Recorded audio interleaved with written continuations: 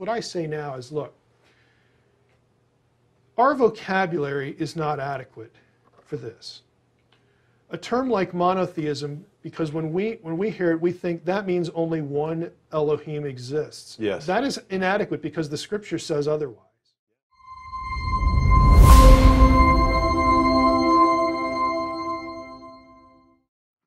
I guarantee people watching, if you ask them, Yeah. are you monotheistic? Right.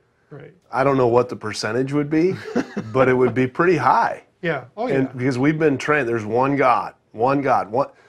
And so, and yet... And there is only one of those. Yes, one most high. Right. But there are lots of Elohim. So right away, even in this little exchange, we can see that we have a terminology problem. Yes.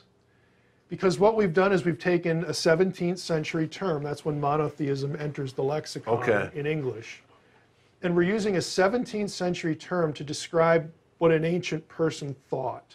Okay. So we've got a fundamental problem. Now, I believe that there is one unique, deity called Yahweh. Yes. All right? Yahweh, the God of the Bible, is, I like to use the phrase, species unique.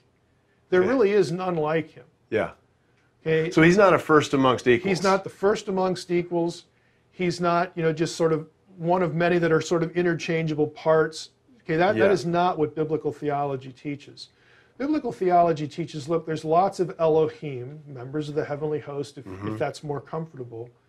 There's lots of Elohim, but only one of them is Yahweh. Yeah. Only one of them is the creator, is omnipotent, is omniscient, all these things that we're used to. It's just that our vocabulary for expressing that idea actually gets in the way of the biblical text. When we encounter like plural Elohim here, we don't know what to do with it. So we have people, commentators. I mean, I could take you to commentators. Oh, the gods here are just men.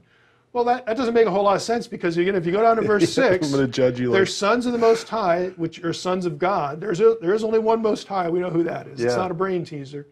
So there's sons of God. And then if you go to Psalm 89, you have the sons of God there in a council, just like Psalm 82, but it's in the skies. It's in the heavenlies. Okay. I mean, you don't have a bunch of Jewish leaders, ruling from the skies. I mean, it doesn't make any sense. But people don't probe it, that far. They either react to it because of the whole monotheism thing, and it's like, look, I understand it. I was there for many years until I got confronted with the text. And so what I say now is, look, our vocabulary is not adequate for this.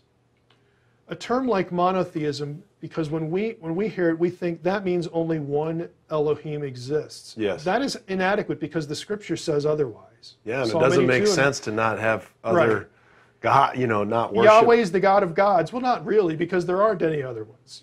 Well, again, it doesn't make a whole lot of sense in a lot of passages, but we define monotheism that way. So what my advice to people is, look, dump the terminology. So I'm going to bring up one more term. Okay. Henotheism. Yeah. Which sounds a little more accurate, which is like we believe there's multiple gods, but one. But we only worship one. And one's better than all the others. Yeah. So are we better off not having any? See, I'm don't identify as.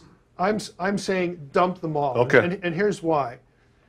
Monotheism is confusing because we define it as meaning only one, Elohim exists. That is not the case, according to Scripture. So that one doesn't really work. Henotheism is a little bit more descriptive, but the problem with henotheism is that in henotheistic systems, the deity that is judged to be the best might not be the best tomorrow.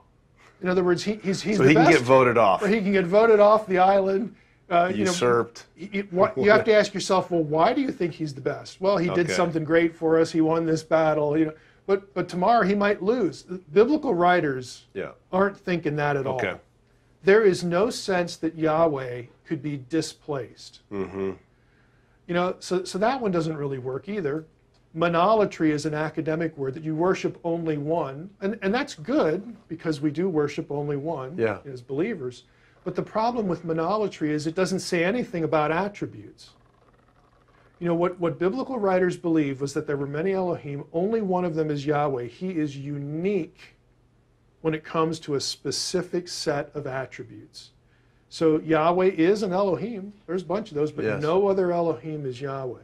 Yeah. So I say, look, just describe what it is you believe. Just describe what a biblical writer would believe about the uniqueness of Yahweh and the God of Israel. Don't try to stick a label on it, because the label is not going to work somewhere in the discussion.